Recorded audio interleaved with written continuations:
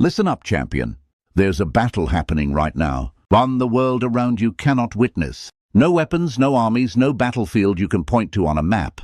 It lives inside you, in the tight knot in your chest when someone crosses a line, in the spiral of thoughts when a message goes unanswered, in that moment when one careless word flips your entire day upside down. But from the outside, you're composed. You're nodding. You're saying, all good. I'm fine. While somewhere deep inside, you're barely keeping your head above water. This silent war, this hidden emotional storm, is something millions of people are fighting every single day. And most of them never win. Not because they lack heart, not because they're broken, but because no one ever handed them the tools to stay grounded when the ground starts shaking. You've met people like that, haven't you? People who move through pressure without crumbling, who stay level-headed when everyone else is losing their minds. You thought maybe they were cold, maybe they didn't care, but that's not it at all. They're not switched off, they're switched on to something deeper. And the most important thing to understand? They weren't born this way. They built it, deliberately, consistently, one habit at a time. That's exactly what we're doing today. You're going to walk away from this with 9 powerful Stoic habits. Habits that will give you real, lasting emotional control. Not a performance, not a mask, but the kind of quiet, unshakable inner strength that no insult can dent, no drama can destabilize, and no rejection can crumble. But first, here's the foundational truth you must accept. Seneca, one of history's greatest Stoic philosophers, once said, "We suffer far more in our minds than we ever do in reality." Think about that. We replay insults before they happen. We rehearse conversations that never take place. We feel pain from things that exist only in imagination. Our own thoughts become the enemy. So if we want to become emotionally untouchable, the first thing we have to do is stop letting our minds manufacture suffering out of thin air. Because the reality is, you are not obligated to absorb every emotion people throw your way. You don't have to engage with every provocation. You don't have to pick up every piece of emotional weight that gets left at your door. What you do need, more than anything, is discipline. Not cold, mechanical discipline, the kind that actually liberates you. Stoicism was never about killing your emotions. It was about refusing to be enslaved by them. It was about standing in the middle of complete chaos and still finding your center. It's the ability to walk away and feel zero guilt about it. To stay quiet and walk away the winner. To endure the invisible battles and come out the other side stronger than anyone knows. You are not too sensitive. You are not broken for feeling things deeply. But you will stay trapped if you never develop the skill to dial it back when the moment demands it. These 9 habits won't turn you into a different person. They'll strip away everything that was burying the most powerful version of you. The one beneath the anxiety, beneath the reactivity, beneath the constant need for validation. If you've ever caught yourself saying, "Why can't I just let things go?" Or "Why do I always react before I think?" Or "I wish I could be calm the way some people just are," then you are exactly where you need to be right now. Stay with this until the end. Don't rush. Don't skip. And if this is already landing, drop in the comments right now. I control my emotions. They don't control me. Let's get into it. Someone takes a shot at you. Maybe they lie. Maybe they undercut you. Maybe they disrespect you right to your face. Your body tightens up. Your instinct screams, fight back, defend yourself, set the record straight. But here's what Stoicism actually teaches. Marcus Aurelius wrote, "If you are pained by any external thing, the pain comes not from the thing itself, but from your judgment of it. And this you have the power to change at any moment." What that means in plain terms, it's rarely the event itself that wounds you. It's the story you instantly construct around it. Most people react personally to everything because their sense of self is standing on shaky ground. When someone disagrees, it feels like an attack. When someone pulls back, it feels like rejection. When someone points out a flaw in their work, it feels like a verdict on their worth. The Stoic habit here is to separate your identity from the moment. Not because it's comfortable. It isn't, not at first. But because your peace absolutely depends on it. When someone comes at you with anger or cruelty, ask yourself honestly, is this about me? Or are they throwing their own pain in my direction? Are they showing me my value, or are they showing me their chaos? There's a gap that exists between the moment someone says something cutting and the moment you respond. That space is where your real power lives, because once you stop absorbing everything as a personal verdict, you gain a kind of calm that most people never access. You become someone who hears things, processes them clearly, and responds with intention, not someone who fires back just to feel like they did something. This isn't about being passive. It's about being precise. You're not avoiding the fight.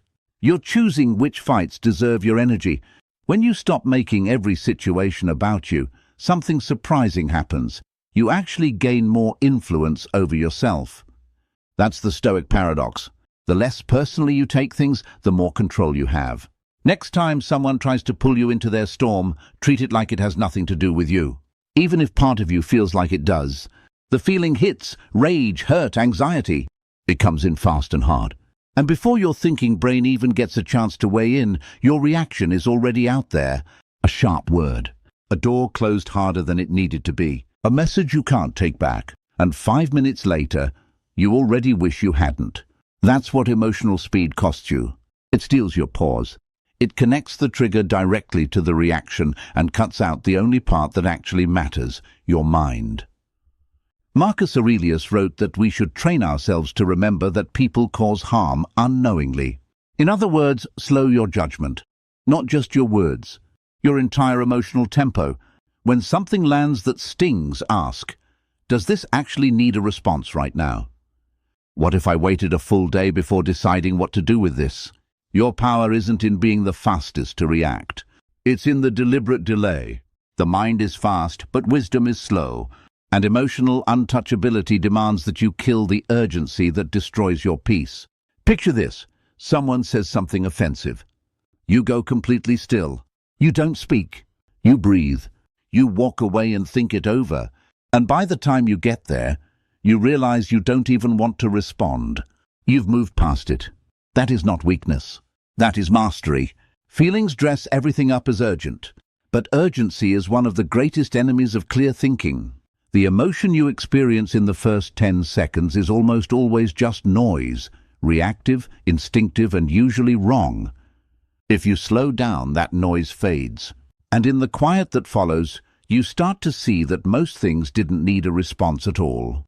Most arguments were just traps. Most emotional storms were just weather passing through. Strategic isn't cold. Strategic is choosing your peace over your pride. Real strength is feeling the heat rise in your chest and still speaking like you're made of calm water. Let others be loud and fast and reactive. You move with purpose.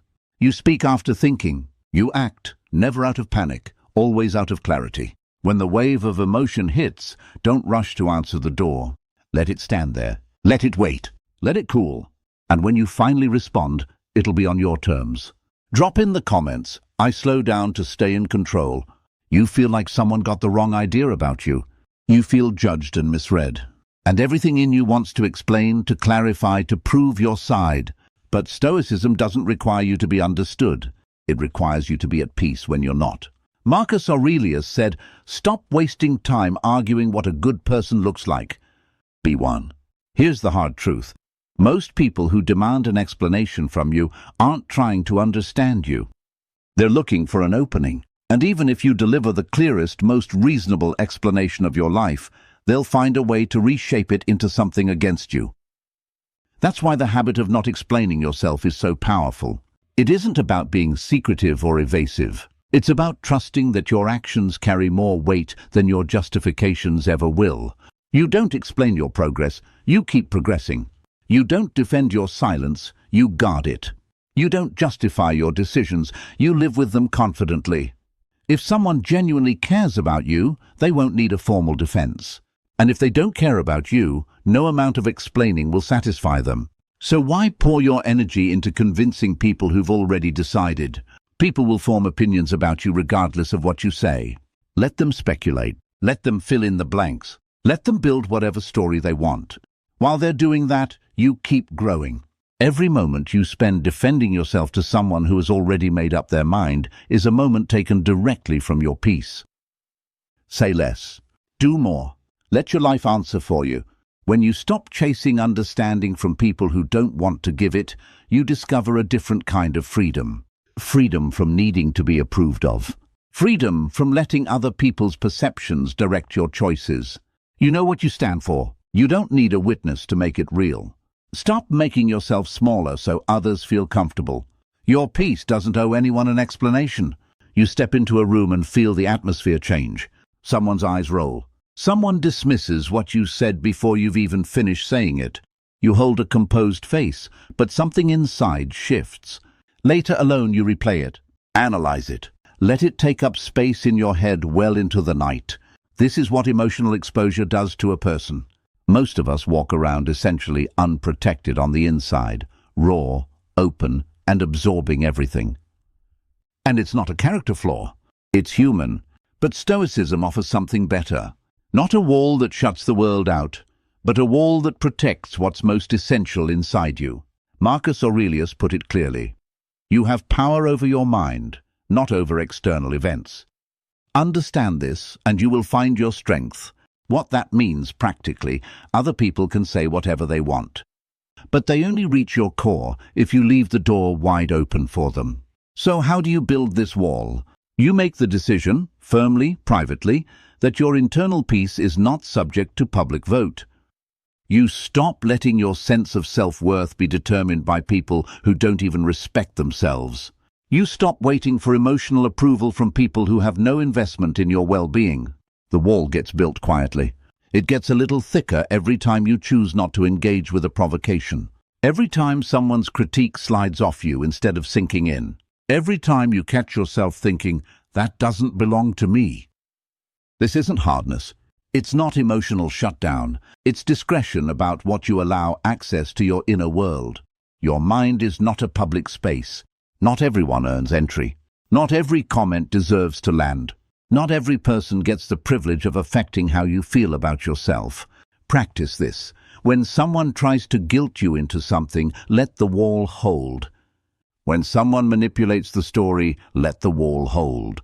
When someone chips at your confidence, let the wall receive it, so you don't have to. The world will keep testing you, but you don't have to keep absorbing the damage. Every time something rolls off you instead of through you, the wall gets stronger. You stop collapsing. You stop bleeding. And eventually the people who used to be able to unravel you with a single comment will find that nothing they throw at you sticks anymore. Drop in the comments, I protect my peace behind invisible walls. Here's something no one warns you about. Disrespect is not an occasional surprise. It's a regular feature of life.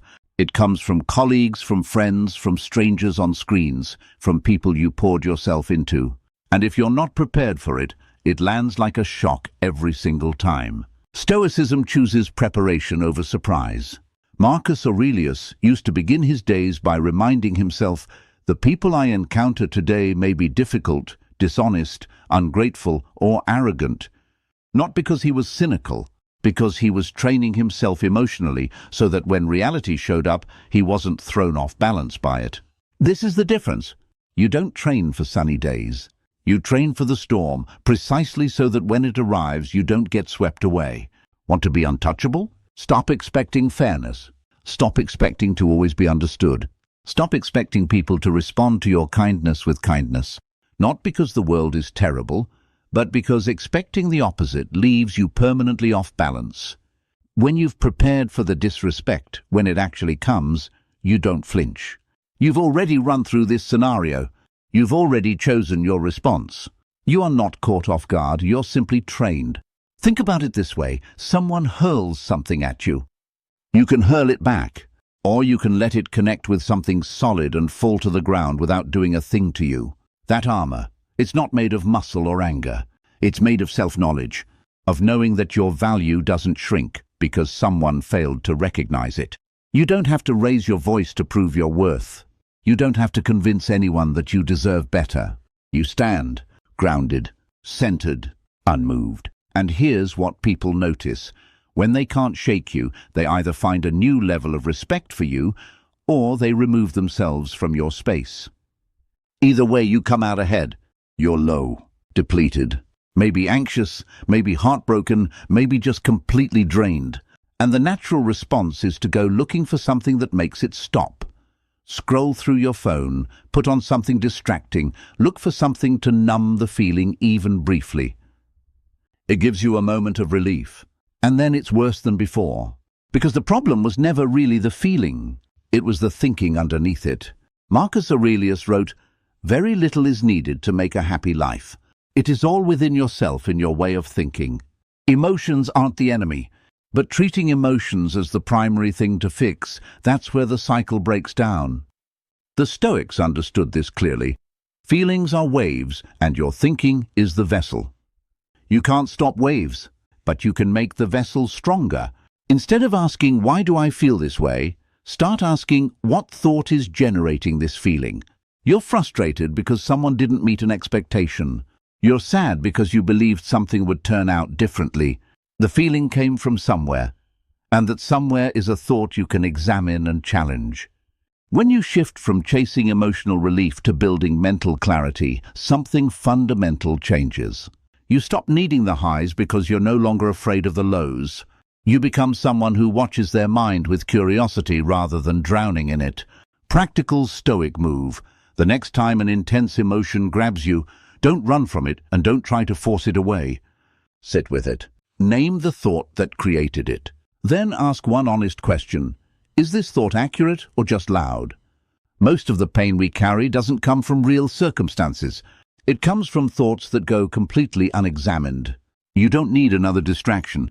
You need mental discipline. When you train yourself to think clearly, peace follows without being chased. When you train yourself to think slowly, anxiety loses its grip. When you think deeply, your emotions stop working against you and start working for you. Feelings tell you something. Thinking tells you what to do about it. You wake up and something feels off. Low, heavy, anxious for no identifiable reason. And almost immediately, your mind wants to know why. What's wrong with me? Why do I feel like this? Is something about to go wrong? And here's the truth no one actually tells you. Not every feeling is a message. Some emotions are just energy moving through your nervous system, chemical shifts, the body processing something. Weather inside you that has nothing to do with any larger meaning. Epictetus said, "It's not the things that happen that disturb us, it's the judgments we place on them." And the same is completely true for what happens inside us. We don't suffer more because we feel intensely. We suffer more because we interpret everything we feel. You're tired. You might be depleted. You might just be human on a difficult day.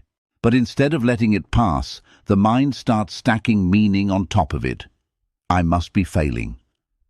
I must be doing something wrong. Something must be fundamentally broken in me. That's not emotion. That's emotion plus a story you built on top of it. The Stoic practice here is precise. Observe, but don't assign. You can feel sadness and not call yourself damaged. You can feel worry and not assume catastrophe is coming. You can feel frustrated without turning it into evidence of personal failure. Watch your emotions the way you watch weather. Notice it's raining. Don't decide the rain means the world is ending. When you stop turning every internal state into a narrative, you gain freedom that's difficult to describe until you experience it. Some feelings have no cause. Some feelings deserve no response. You are allowed to feel out of sorts and still be completely okay. That's not numbness. That's genuine emotional intelligence. Tell yourself, I feel off today. I don't need to know why. I'll let it move through me. It doesn't define who I am. Detach the meaning and the emotion loses its power to drag you somewhere dark. Drop in the comments, I feel emotions, but I don't let them define me. Most people genuinely cannot sit still. The second silence appears, they're reaching for noise, music, phone, content, conversation. Anything to avoid the quiet. Because in the quiet, things come up. Things they'd rather not face. But that quiet, that's exactly where something important grows. Silence and discomfort are not things to escape from. They're the actual training ground. Epictetus said, difficulties reveal a person's character. Not comfort, not ease, difficulty. If you want to be emotionally unshakable, you have to do something most people instinctively avoid. You have to walk toward the hard thing instead of away from it. Not for punishment, not to prove something, But because every time you sit in discomfort without running, you are building something that no motivational content can give you. Start simple. 10 minutes each day. No phone, no sound, no distraction. Just you and your own thoughts. The first few times your mind will be chaotic, loud. It will try to convince you there's something urgent you need to attend to. Stay anyway. Over time, the noise settles, and in the stillness that follows, you hear something clear. Then take it further. Cold water in the morning. Saying no when people-pleasing is the easier option. Sitting with a craving instead of immediately satisfying it. Speaking honestly even when your voice wavers. These aren't dramatic gestures. They're small, consistent acts of building tolerance. They teach your nervous system that discomfort doesn't mean danger, that you can endure and be absolutely fine. Once you're no longer afraid of silence, no one can weaponize loneliness against you. Once you're no longer afraid of discomfort, no one can use pressure to manipulate you. You've been in there. You've already trained for it. That is what the Stoics actually did. They practiced scarcity. They sat with hunger, with solitude, with rejection, not out of suffering, but out of preparation. They wanted to know for certain, if this happens, I will not fall apart. Build that certainty in yourself. Practice it before you need it. You react. You say something you didn't mean to say. You spiral. You snap when you told yourself you wouldn't. What do you do next? Most people either punish themselves endlessly or quietly ignore it and move on, hoping it won't happen again. Neither approach actually teaches you anything. Emotional control isn't the absence of slipping. It's what you do every time you slip. Seneca wrote, "A gem cannot be polished without friction, nor a person refined without trials." So when your emotions take over, study it like a crime scene. Ask the precise questions. What exactly triggered me? What belief did I have in that moment that made this feel threatening? What would I do differently if I could replay it? Don't treat outbursts as moral failures. Treat them as data. Because every single time your emotions overflow, they're pointing you towards something unresolved. Something still waiting for attention. Someone said something dismissive and you came apart. Don't just justify it. Examine it. What if the real trigger wasn't what they said, but a belief that you need to be seen as powerful in order to be worth something? That's not their fault. That's a thread inside you that's worth pulling. And here's what makes this habit genuinely transformative. Write it down. Keep a record. When you start reviewing your emotional patterns over time, you see exactly which environments destabilize you, which people consistently pull you off center, which thoughts reliably create chaos. That pattern is information, and information you understand, you can change. Eventually, you'll start noticing the feeling before it becomes the reaction. You'll feel the familiar surge, and instead of becoming it, you'll observe it. You'll think, here it is again. And then you'll breathe, pause, and choose differently. That's what Stoicism actually looks like in practice. Not perfection, precision. Not never falling, but falling less and learning more each time. Stop judging yourself for the slips. Start studying them. Your peace literally depends on it. Drop in the comments. Every reaction is my roadmap to greater control. In a world addicted to noise, reaction, and chaos, choosing calm is genuinely radical. It's a quiet revolution that takes place inside you, one moment, one choice, one held pause at a time. You now have 9 Stoic habits that, practiced with real consistency, will do something extraordinary. They won't just protect your peace. They'll fundamentally change who you are in moments of pressure, not into someone who doesn't feel, but into someone who feels deeply and is no longer ruled by it. You'll stop being the person every little trigger can redirect. You'll stop giving your emotional keys to people who don't deserve them. You'll stop crumbling every time life gets chaotic and loud. Instead, you'll move with a stillness that makes people stop and take notice. You'll respond from clarity instead of reaction. You'll carry your calm like armor, and people around you will feel it even if they can't name it. They'll wonder why nothing seems to shake you, why you don't take the bait, why you seem settled when everyone else is spinning. They'll feel something unexpected from someone this composed. That's the quiet power of inner peace. It doesn't demand attention. It doesn't ask for recognition. It simply exists, steady, grounded, real. You don't need to overpower anyone else. You only need to master yourself. And when you do, you become something rare, Someone who feels everything and is controlled by nothing. Someone who walks through the storm with their feet dry and their head clear. Someone who never merely reacts, but always chooses. Let the world race toward noise. You choose stillness. Let everything around you fall apart. You stay whole. This is your new standard. Like this, share it with someone who needs to hear it, subscribe, and leave your final affirmation right now in the comments. My calm is my power.